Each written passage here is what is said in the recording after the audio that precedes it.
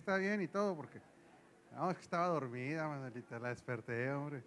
Pero despiértate, Encha, por favor, porque...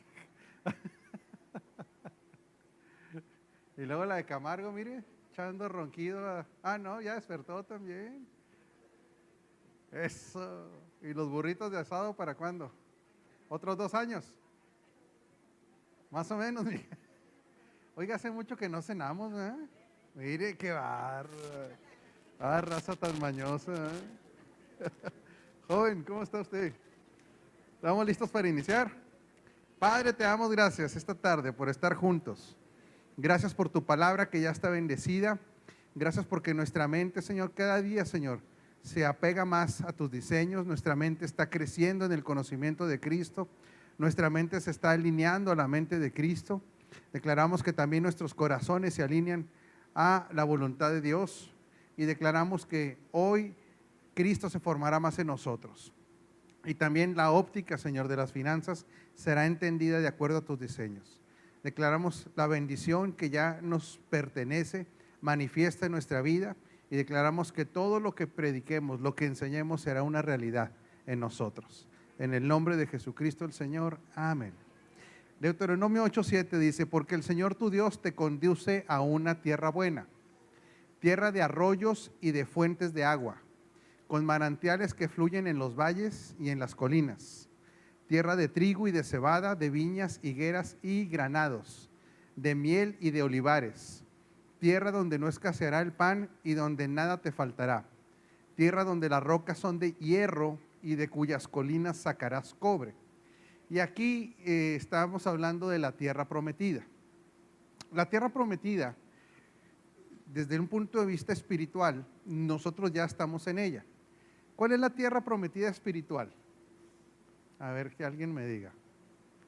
Espiritualmente, ¿cuál es la tierra prometida? Es Cristo, es la persona de Cristo. Por eso cuando nosotros llegamos a Cristo, en Él todas las promesas ya fueron hechas sí y amén. Cuando llegamos a Cristo, nosotros dejamos de tener promesas para entrar a la realidad o al derecho legal de todo lo que eran promesas para los justos. Otra vez, usted en la Escritura va a leer en el Antiguo Testamento una cantidad de versículos que dice: y los justos tienen derecho a tal, y los justos tienen derecho a tal. Lo que pasa es que en el Antiguo Testamento, en el Antiguo Pacto, la justicia era temporal. O sea, la gente quedaba justa temporalmente. Ahora que estamos en Cristo, la justicia es una justicia ¿qué? Permanente, ¿sí? En el Antiguo Testamento quedaban justificados por los actos que tenían que hacer de sacrificios. Entonces ellos quedaban como una nación bendecida, y tanto el pecado solamente quedaba cubierto, mas no desaparecía.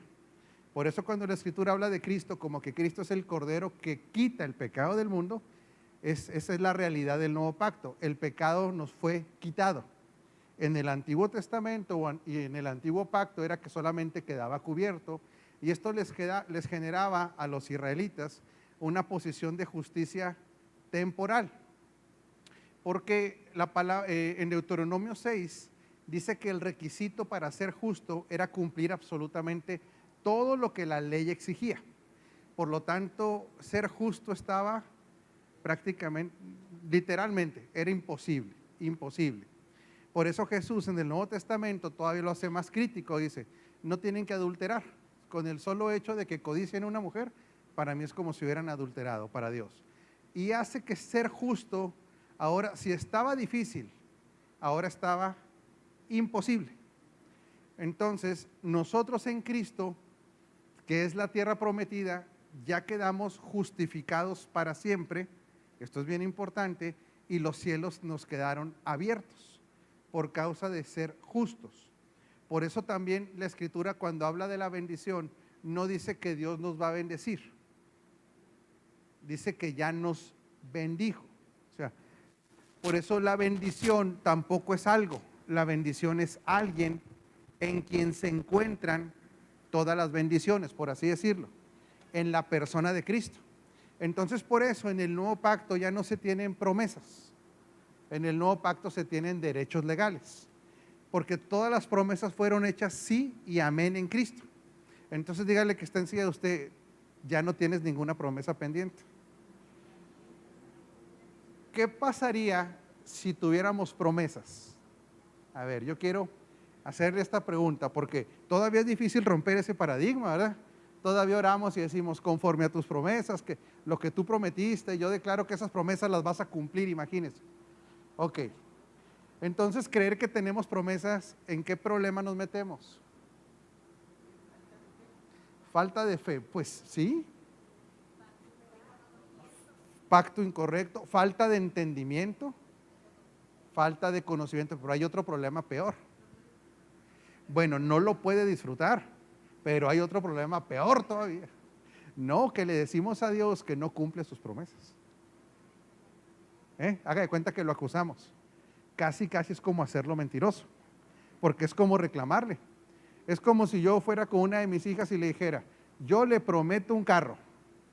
Si me saca tales calificaciones, le prometo un carro, y que se las va sacando. Entonces ahora tengo la bronca de que prometí.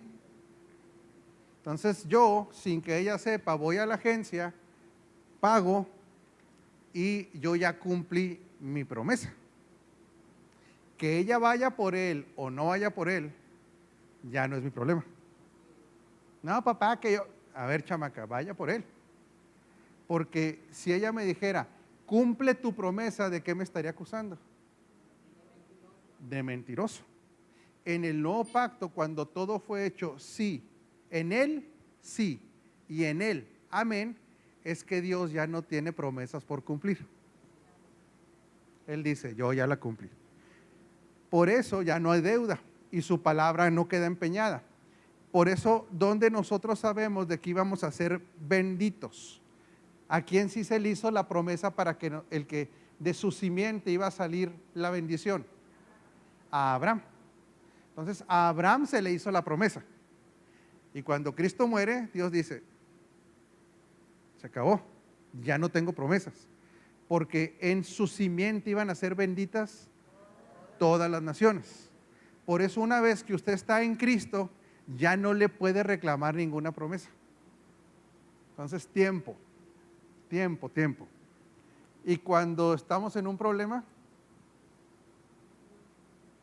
¿cómo deberíamos orar?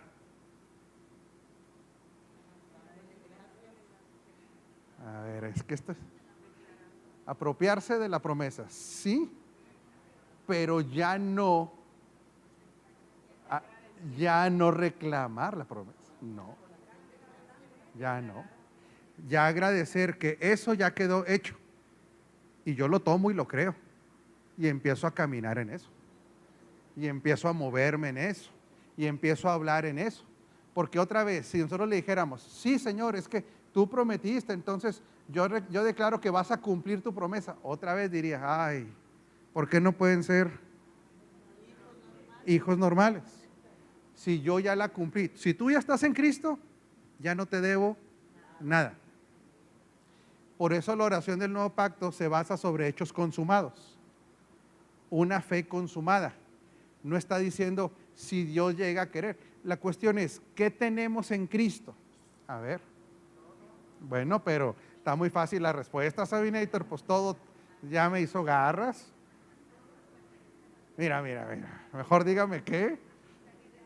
Lo primerito que tenemos, que es lo más importante, salvación. Vámonos así por orden. ¿Qué tiene que no la tenemos igual? ¿Verdad? Pero salvación, tenemos vida eterna. Sí, tenemos el perdón absoluto de los pecados a tal grado que ni pecado nos ve. ¿Qué más tenemos? Paz, autoridad, identidad. ¿Qué decía, mija? Justificación. Vida Zoe, la vida de Él. La mente de Cristo. ¿Qué más tenemos? Paternidad perfecta. La responsabilidad cuando nos cae, claro, nosotros tenemos que ser responsables, mijo, por supuesto, pero no es algo que ¿cómo te diré? No es algo que Dios te dio, aunque sí te lo da porque te da espíritu de amor, poder y dominio propio. Entonces te da poder y dominio propio para ser responsable, claro. La expectativa de Él, qué bueno que lo dice, la expectativa de Él es sean responsables. La expectativa de Él es sean comprometidos. la expectativa de Él es sean agradecidos. Sí, esa es una expectativa que Él tiene de la gente que ya entendió. Entonces, fíjese bien, si tenemos todo en eso en Cristo, ¿qué nos pudiera faltar?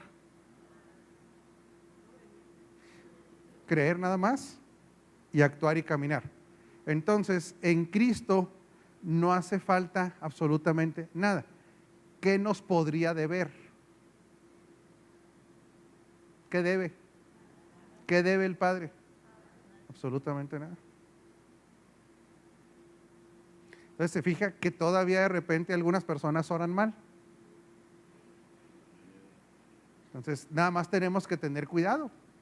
Orar de acuerdo a lo que ya somos y tenemos. Ok. Entonces en el Espíritu la tierra prometida es Cristo. Y Él nos mete en esa dimensión de eternidad, de salvación, de la sobrenaturalidad. Ya estamos en esa dimensión porque llegamos a la tierra prometida y la Escritura también declara que llegamos al descanso o el reposo. Dice, porque este reposo es el reposo de las obras. ¿Por qué dice que reposamos de nuestras obras si todavía tenemos que ser responsables y trabajar para el Señor? ¿Por qué dice que entramos al reposo de las obras? ¿Podría haber alguna contradicción? No. Porque no es por obras, exactamente, mija. Porque para acceder a esa dimensión no fue por obras, entonces hay un descanso.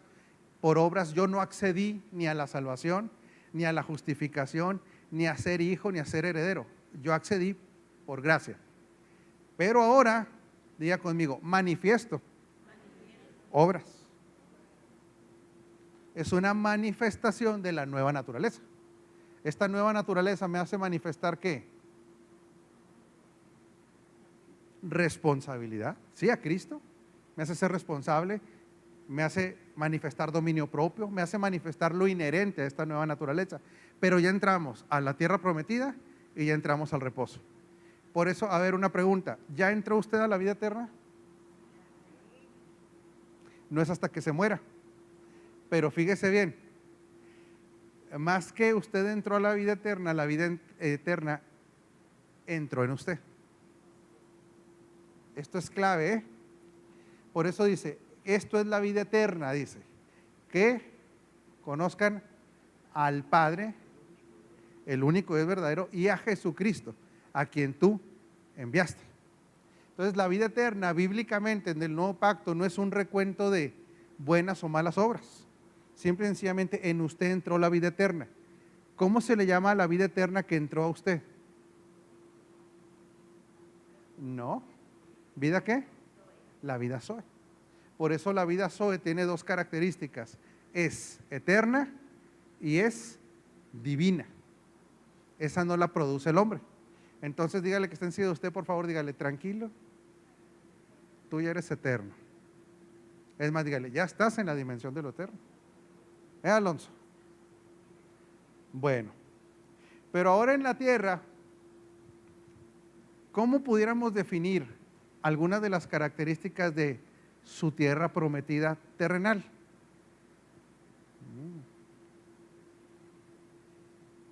Vamos a leer las características, fíjese otra vez. Porque el Señor tu Dios te conduce a una tierra buena, tierra de arroyos y de fuentes de agua, con manantiales que fluyen en los valles y en las colinas. O sea, el agua siempre está presente, la vida del Espíritu. Tierra de trigo y de cebada, de viñas, higueras y granados, de miel y de olivares. ¿Se acuerda que se le decía la tierra donde fluye leche y miel? Aquí está confirmando esto. Tierra donde no escaseará el pan y donde nada te faltará. Tierra donde las rocas son de hierro y de cuyas colinas sacarás cobre. ¿Qué simbolizará el hierro y el cobre? ¿O de qué está hablando? Riquezas que tienen que ver con el reino mineral. Por eso desde el Génesis, cuando se habla de los ríos tienen una interconexión con el reino mineral. Oro, plata. Entonces, cuando se le ordena a los hijos de Dios sojuzgar todo lo creado, incluye el reino mineral también. ¿Qué regula el reino mineral? A ver, abusados, ¿eh? La economía de las naciones. Porque el sustento del reino, de los billetes tienen que tener un sustento en oro o en plata, dependiendo del sistema. Por lo tanto, lo que está diciendo aquí, que cuando Dios entrega la tierra prometida, le está entregando ¿qué tipo de recursos?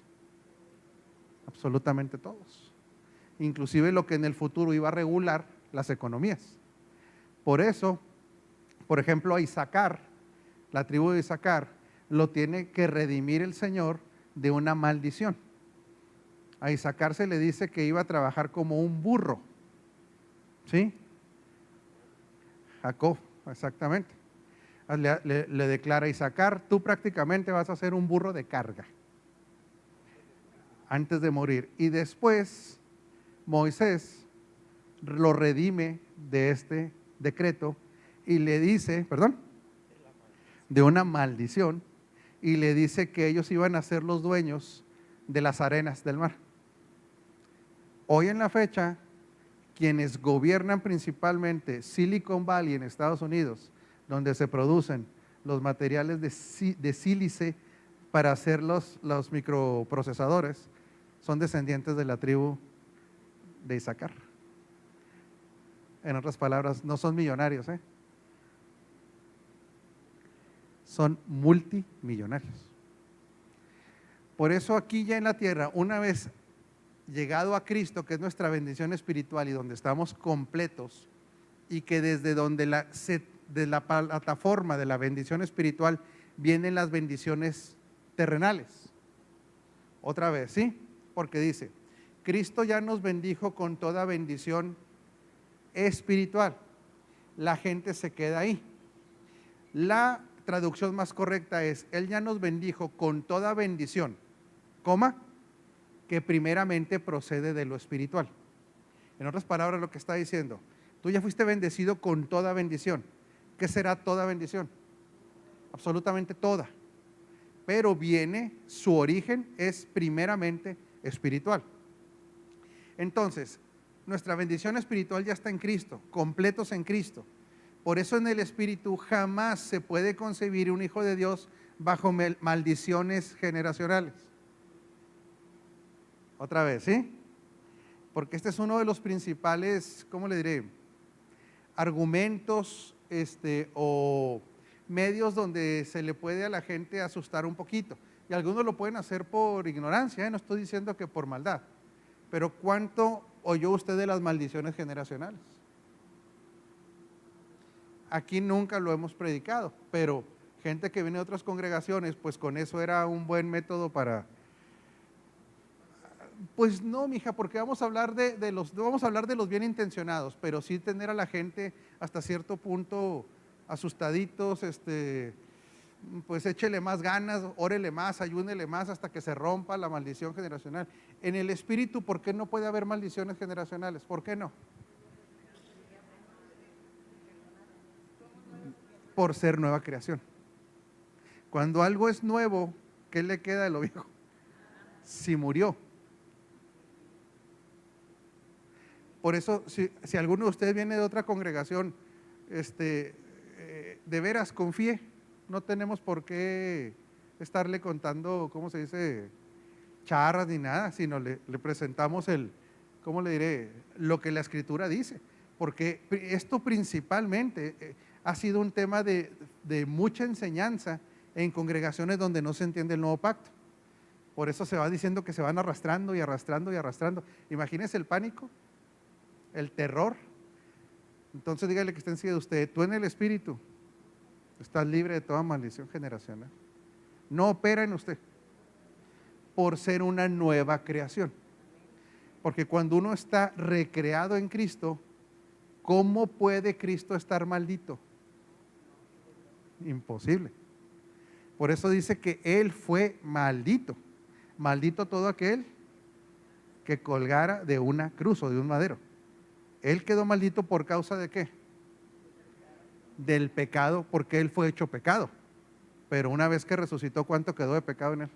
Absolutamente nada, ni en usted. Total, mija.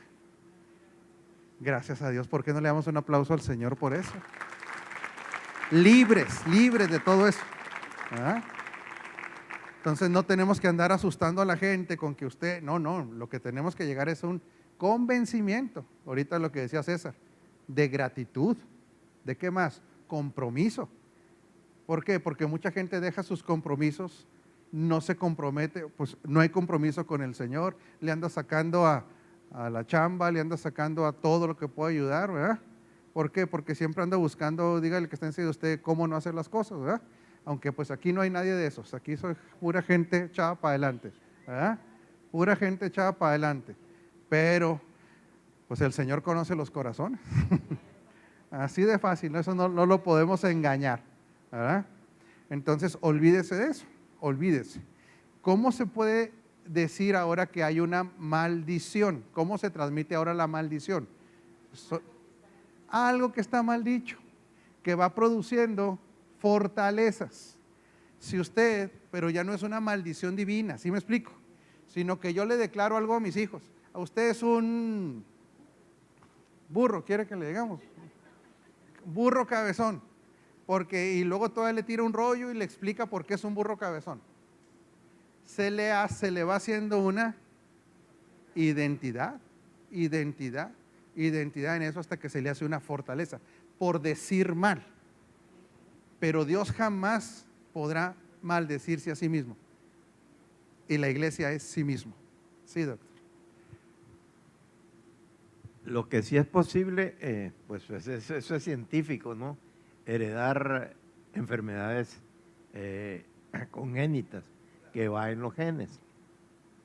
Pero eso también es posible con el poder de la fe y del Espíritu Santo cambiarlo. Claro, esto es muy diferente si alguien dice, oiga, yo heredé de mi papá, no sé, algún tipo de enfermedad, pero usted, como ahora en Cristo no tiene la promesa de la sanidad, tiene que el derecho a la sanidad. Esas enfermedades usted las cancela en el nombre de Jesucristo. Dice, yo no heredo ninguna enfermedad, ninguna, en el nombre de Jesucristo. Sí, Tere.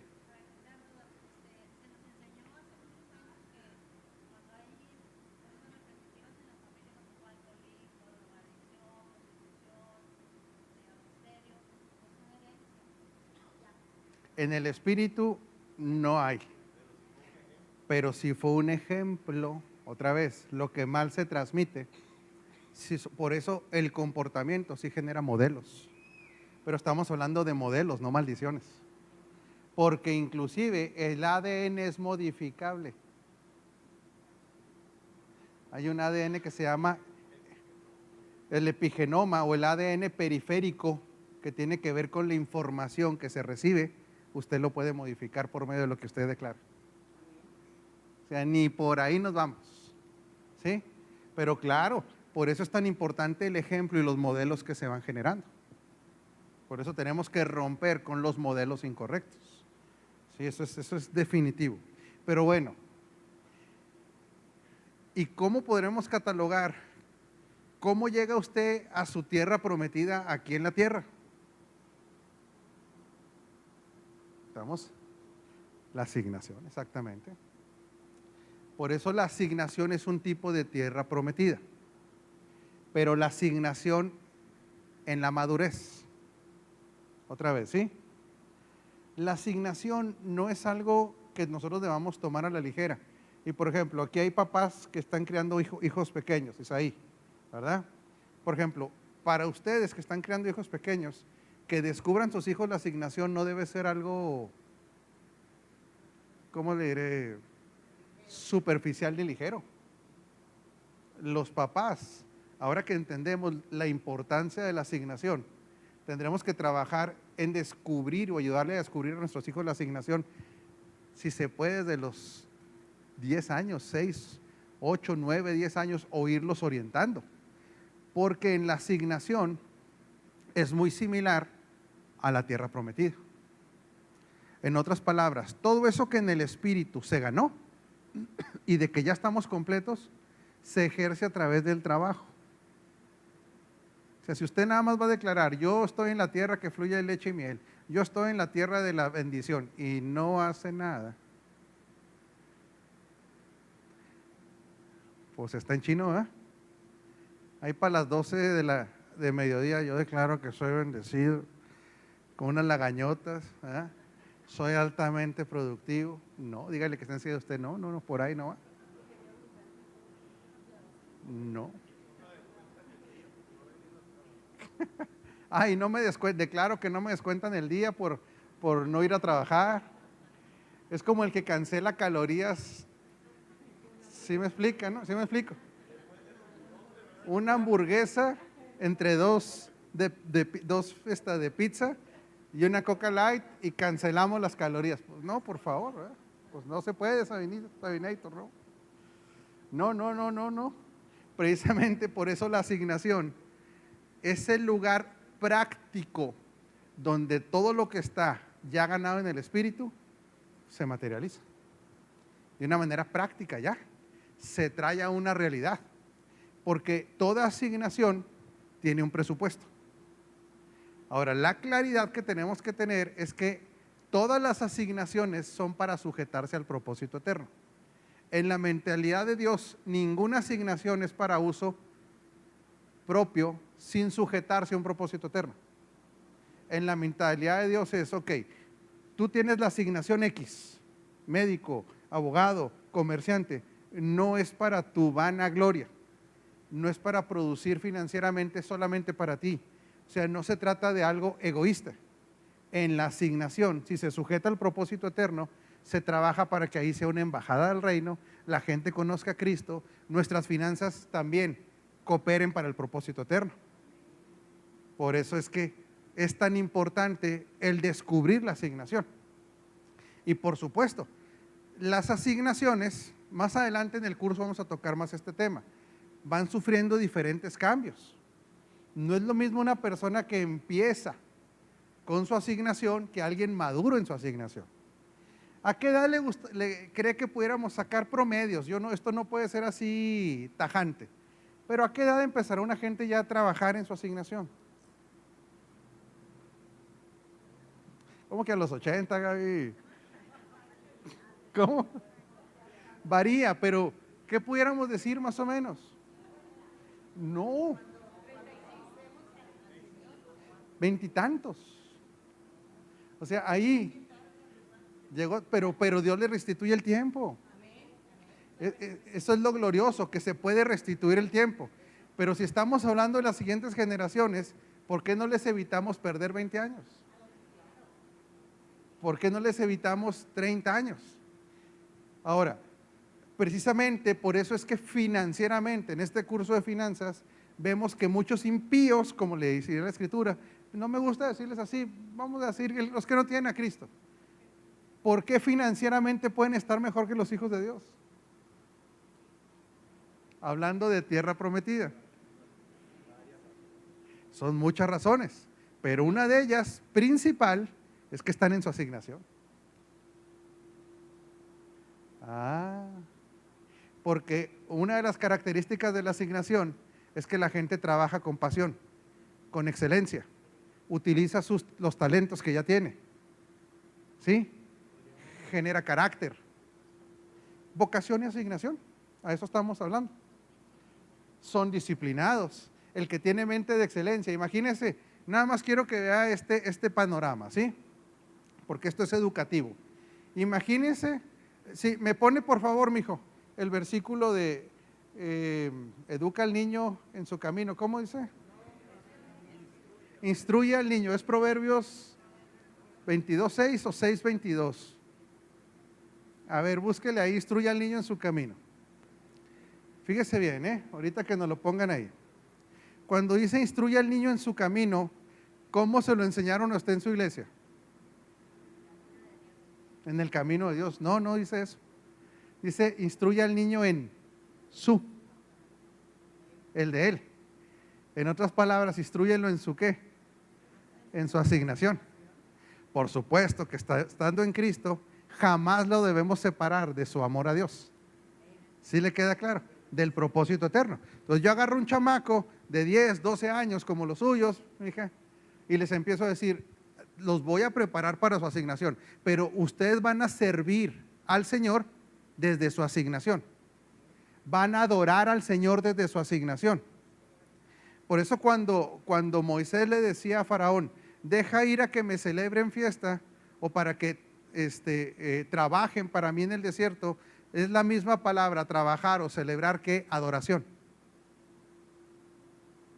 Lo que pasa es que nos enseñaron que adoración era ¿qué? Cantar. No, adoración es obediencia. Y obediencia al propósito y a la asignación. Ese es el máximo nivel. Claro, hay que adorar con todo el corazón aquí, ¿verdad?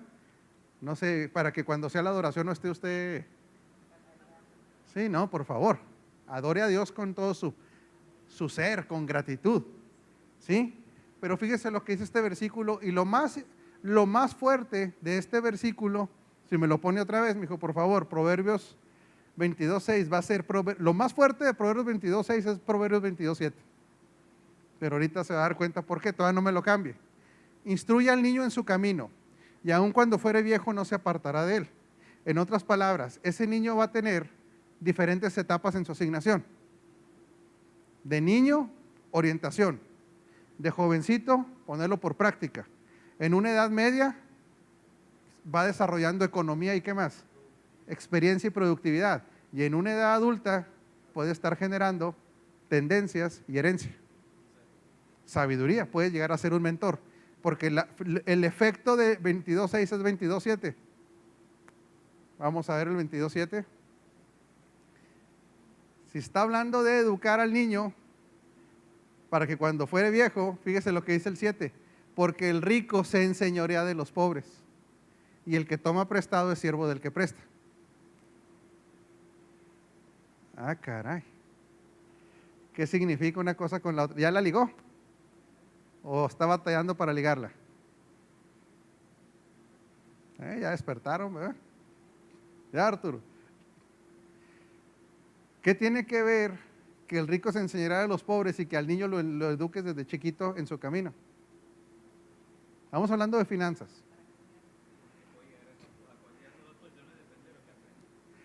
Porque depende si fue educado en su asignación y la desarrolló, financieramente va a tener un efecto.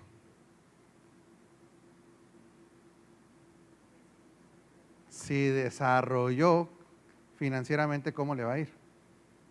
Bien. Si no desarrolló, puede estar del lado de la pobreza más que del lado de la riqueza. Ahora, ¿por qué le explico esto? Porque hasta el mismo David se llegó a molestar. Decía, ¿cómo es posible que los impíos prosperen? Nunca se ha hecho usted la pregunta, yo, hijo de Dios, no me alcanzó para quedarme, menos para salir.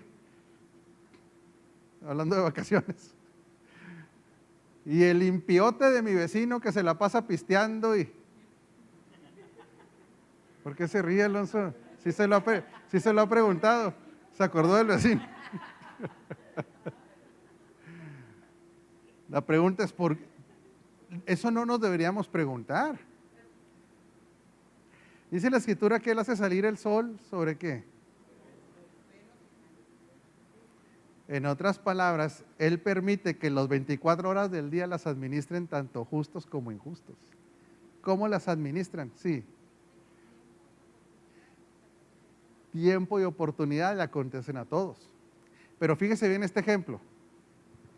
En Cristo bendecidos. Ya, ¿verdad? Pero imagínese el modelo de dos personas. Una persona siendo comprometido, responsable, trabajador, íntegro, echado para adelante, formación de carácter, apasionado por lo que hace, excelente en lo que hace. Todavía da el paso adicional, la milla extra, ayuda a los demás y no es hijo de Dios. Ahora imagínese al hijo de Dios, no sabe ni qué le gusta, está cambiando de trabajo como de calcetines, lo corren porque en vez de trabajar está orando, ¿sí? Lo vence Sabanás todas las mañanas, no trabaja con pasión porque pues ahí viene Cristo, no piensa en el futuro porque le va a dejar todo lo anticristo, Déjeme hacerle una pregunta. Financieramente, ¿cuáles irán a ser los resultados? No hay ni vuelta de hoja. Por eso dígale que está encima de usted, tienes todos los derechos, hasta la sobreabundancia. Ni siquiera la provisión, hasta la sobreabundancia. La cuestión es cómo administras tu tiempo y tu asignación. Por eso está declarando ahí, todo recurso, son para los hijos, absolutamente todo. La tierra que fluye leche y miel, todo. La tierra donde hay acero, donde hay bronce, todo es para los hijos de Dios. Por eso un hombre entendido en su asignación que la desarrolla, créame una cosa, sí, a lo mejor como a los 50 usted lo va a ver pleno. A lo mejor a los 50 años usted va a ver una plenitud, pero ¿cuánto tiempo le costó invertir? ¿Qué se invierte? De los 20 a los 50, ¿qué se invierte? Tiempo, esfuerzo, sacrificio, desveladas, sueños, vacaciones, estudios, pero cuando llegue a los 50, experiencia. Se tiene que llegar a los 50, o si ya tiene 60 se va a regresar a los 50. Pero son tiempos, por eso dice que la preciosa semilla la lleva el que siembra. ¿Y cómo dice que va con la preciosa semilla? ¿Quién se acuerda? Llorando. Pero regresa ¿cómo? Con las gavillas, con las preciosas gavillas, felices. Entonces dígale que está encima de usted, hay un tiempo de inversión, no lo puedes evitar. No se puede evitar, es un tiempo de formación. Por eso todo esto nuestros niños, nuestros jóvenes lo tienen que tener muy claro, ¿sí? Pero eso es lo que a lo que está destinada la iglesia. Ahora, yo le pregunto, ¿por qué debe estar destinada la iglesia a estos niveles de abundancia? De lo que acabamos de leer del antiguo pacto, que era la tierra prometida. ¿Por qué la iglesia debe aspirar? La iglesia, dígale que está encima de usted, la iglesia eres tú, para que lo entienda, ¿por qué tiene que aspirar a estos niveles? Si no, no hay gobierno, no hay influencias. Es un buen punto. ¿Por qué más? Porque los recursos son para que los administre la esposa, que es la iglesia. ¿Por qué más? Todo esto se tiene que desarrollar en nuestra mente, ¿Por qué más? Porque para cualquier sistema, ya sea del reino o del mundo, tienes que invertir para recursos tangibles para tumbar los sistemas de educación incorrectos y todo lo que sea. Porque para desplazar al sistema de una manera tangible se requieren recursos tangibles. ¿Por qué más? Porque es nuestra herencia. Muy bien, Sabinita. ¿Por qué más? Para que vea todas las razones. Porque usted tiene que salir de este seminario con cero mentalidad de pobreza. Cero mentalidad. Somos los hijos de un rey. ¿Por qué más? Círculo virtuoso, dar, sembrar, recibir, bendecir a otros. Claro que sí. Porque la tierra tiene que obedecer a la voz profética. ¿Por qué más? Es que hay un chorro de causas. Fíjese cómo no es una. ¿Por qué, esposa? Por causa de un propósito eterno y un plan divino. ¿Por qué más? Porque los recursos ya están dados. En otras palabras, porque a nivel del Espíritu todo esto ya nos fue dado. Se va a manifestar la mayordomía. Pero entonces, dígale que está encima de usted, no vas a encontrar excusas para ser pobre. En la Escritura no. No la vamos a encontrar, O sea, le podemos buscar y a lo mejor ahí es que yo creo, pero no, al final no va a encontrar ninguna. Lo que vamos a encontrar son confusiones de la palabra, o malas traducciones, o malas interpretaciones. Pero no hay manera de sustentar una teología de pobreza. No existe. No existe. Entonces, ayúdeme con el que está encima de usted, dígale, prohibido mentalidad de pobreza, prohibido. Y créame que si le cuesta romperlo, no importa, lo va a romper. Va a salir de esa mentalidad. Saliendo de esa mentalidad, ¿qué sigue? Entonces, claro, cuando se rompe esa mentalidad, créame una cosa, se empieza a trabajar en pos de. Y se gobierna el dinero, se gobierna el tiempo, se gobiernan las acciones. Y el recurso financiero será una ¿qué? Consecuencia.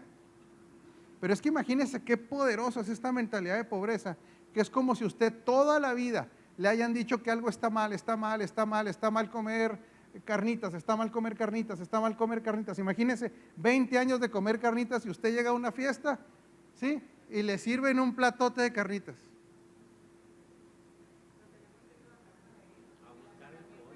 A buscar el pollo, mija.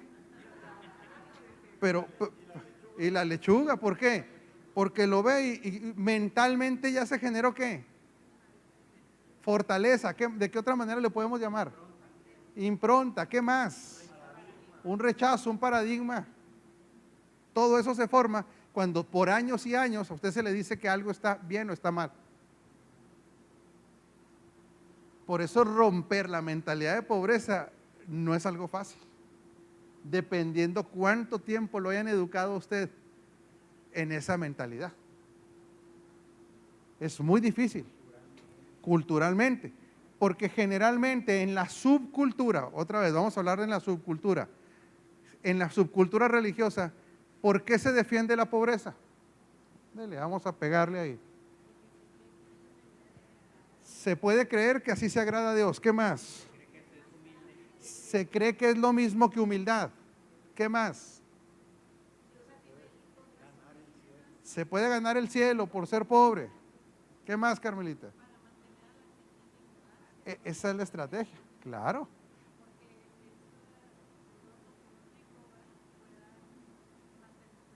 Claro, esa es la estrategia. Por eso al sistema le conviene a la gente pobre y en ignorancia, por supuesto.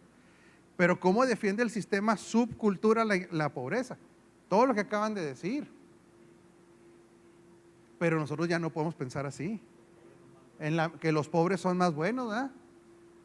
Hasta no había una película nosotros los pobres, ustedes los ricos. El héroe era Pepe el Toro, Torito.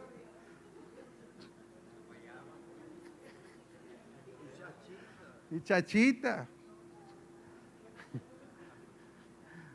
Por eso usted va a encontrar en la subcultura esas barbaridades. Entre más. Ahora, dentro de la subcultura, ayúdeme un poquito de qué argumentos utilizan bíblicos, aunque sean pseudo bíblicos. Bienaventurados los pobres, sí, nomás que dice que los pobres ¿de qué? De espíritu.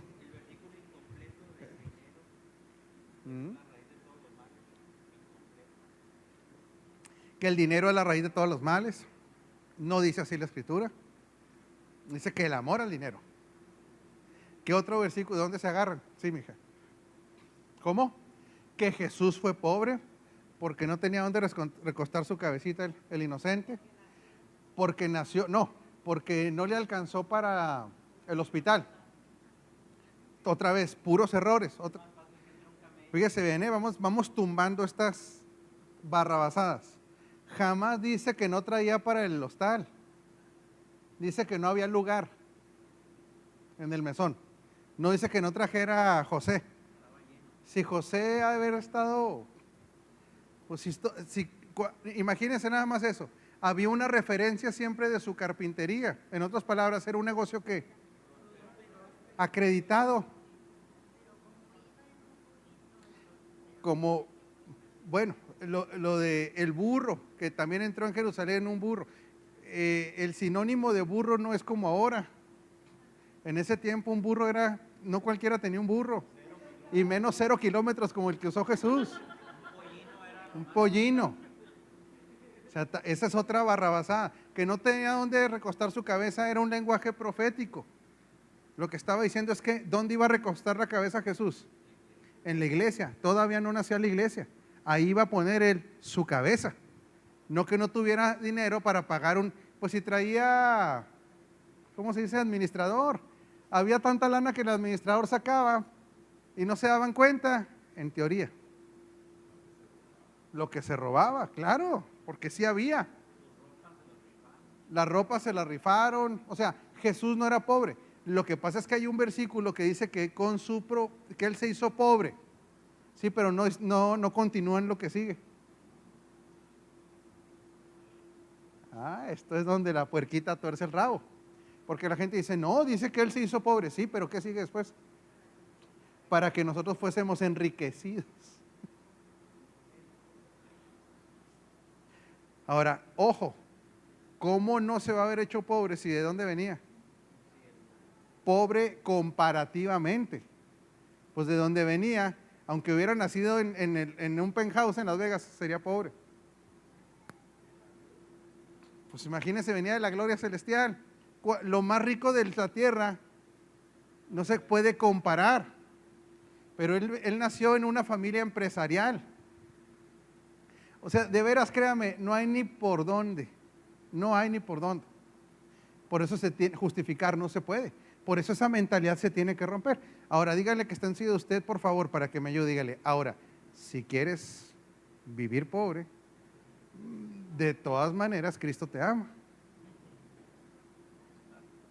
¿Verdad? Y de todas maneras, y también nosotros. Y de todas maneras tiene derecho al cielo. ¿Sí? ¿Cuánto tiempo se lleva? Pues es diferente en cada quien, hija. No es igual en todo mundo. Si alguien ya con todo esto ya llega a decir definitivamente no hay manera de sustentar, porque todavía no vamos ni en la tercera parte del curso. Pero también en esta casa ya se ha hablado muchísimo que la voluntad de Dios es que vivamos como Dios manda, como lo dice la Escritura, ¿verdad? Entonces no hay manera, pero se nos fue el tiempo. Ya se nos acabó. Y eso que estamos hablando de los parámetros del Antiguo Testamento, ¿eh? Deje que entremos a los parámetros del Nuevo. José debió haber traído tarjeta de crédito Platinum. No, es que nada más, fíjese, rompemos poquitos paradigmas antes de que se vaya por su lechuga. Con pozole la quiere, dije, esa. A ver, pues invite, hombre. Hablando de Jesús, nace en una familia empresarial. José fue entrenado para que tuviera una carpintería en Egipto. Normalmente en Egipto los que trabajaban la madera eran un grado de artesanos. Había dos posibilidades en ese tiempo los que tenían carpintería. O eran artesanos de la madera, ebanistas, que eso lo pagaban altísimo, o una carpintería podía hacerse desde una silla hasta un barco. Era como una ingeniería. O la casa, un constructor. Entonces, si estaba bien acreditada como la de José, créame que mal no le iba. No le iba mal. Lo del mesón no era que no hubiera dinero, es que no había lugar. Tenía un administrador. Muchas mujeres ricas financiaban la obra.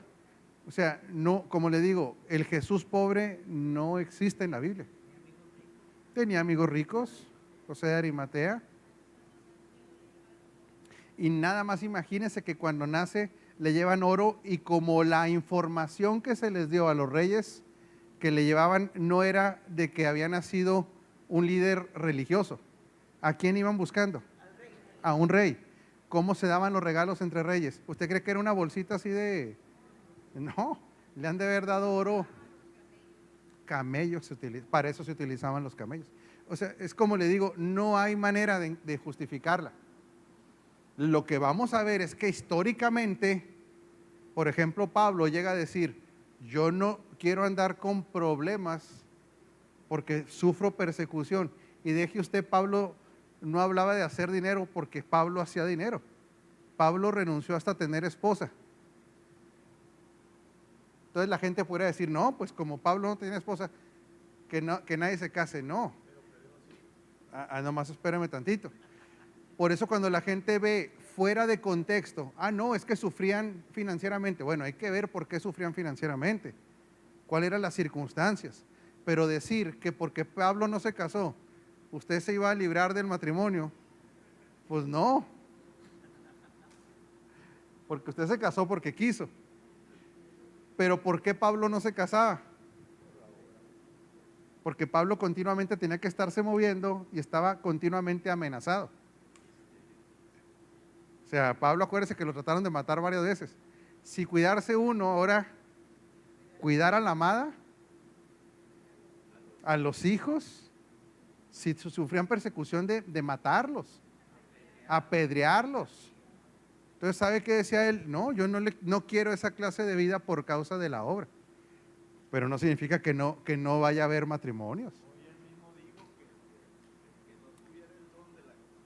Y el que no tuviera el don de continencia, se casara para que no anduviera quemándose. ¿Sí sabe por qué se quema la gente? ¿Verdad?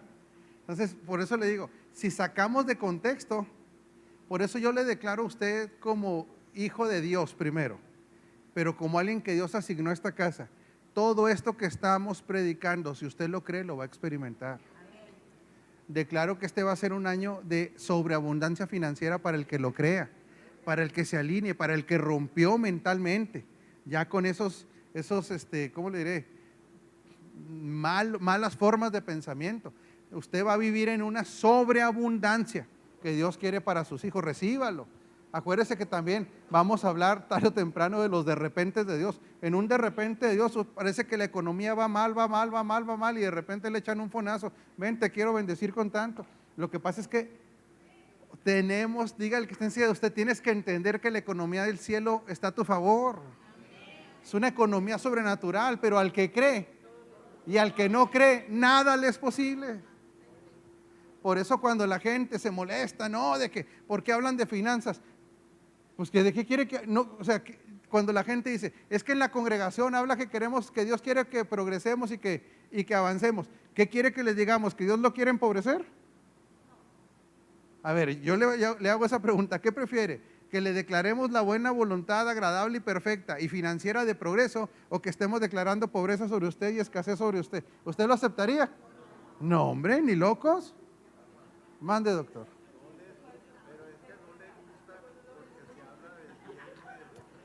Dice el doctor, lo que pasa es que a la gente no le gusta que se hable de prosperidad o de progreso financiero. ¿Por qué cree que a la gente no le gusta? Porque lo que no quieren es, o sea, quieren la cosecha sin sembrar. Pues dígale que está encima de usted, pues ¿cómo, hombre? No, que eso sí ya no es de Dios, sembrar no es de Dios, no. Sembrar es de Dios para cosechar. No se haga que la Virgen le habla porque usted no es de esa religión.